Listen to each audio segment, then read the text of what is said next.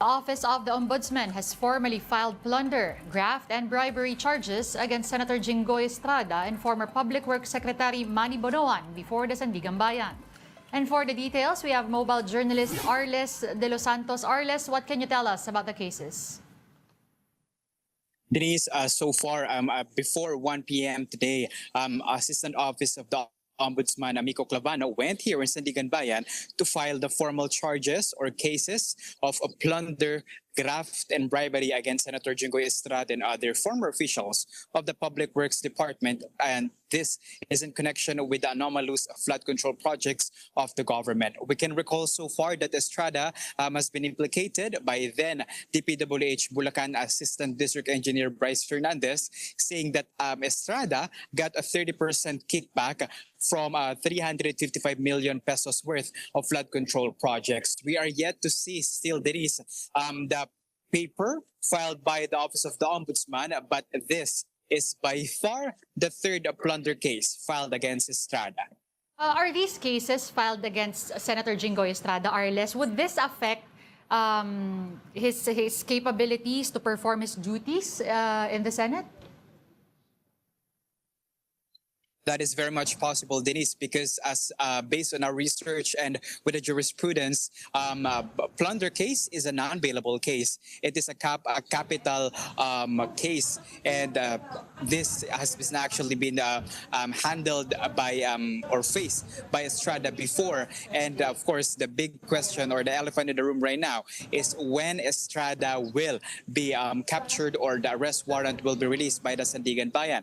In our estimate, it will be within 24 to 48 hours before the warrant of arrest will be released. And he cannot ask for the Senate custody because the Senate is currently not in session for Thursdays and Friday. So we can expect that he might be arrested before this weekend or on Monday, which of course we need to see. And of course, we will wait for him here in Sandiganbayan. Linawin lang natin, Arles, plunder is again a non-bailable case and carries a penalty or punishment of life imprisonment. Yes. And the only scenario where he can be temporarily released ay kapag napatunayan na siya'y mapawalang sala. Tama, Arles? That's not, Denise. Estrada, despite plunder being a non-bailable case, can still file for a petition for bail.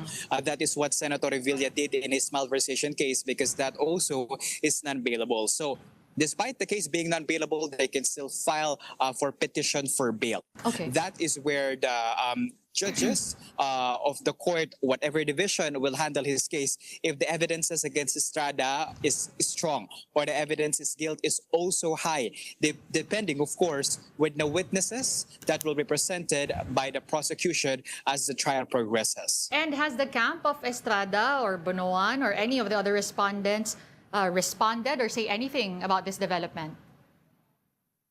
We are yet to receive response from their end, Denise, but we will try our best to get, of course, their side of the story and their position in this case is filed against them because it's not just Estrada who might face imprisonment, but also the state witnesses, the former Dpwh Undersecretary Roberto Bernardo and Gerard Opulencia. And of course, we know Catalina Cabral has been deceased, the former Undersecretary, but then Secretary Manuel Bonoan can still be captured, of course, if an arrest warrant will be released against him. And okay, so what we're waiting for now is kung may malalabas na arrest warrant.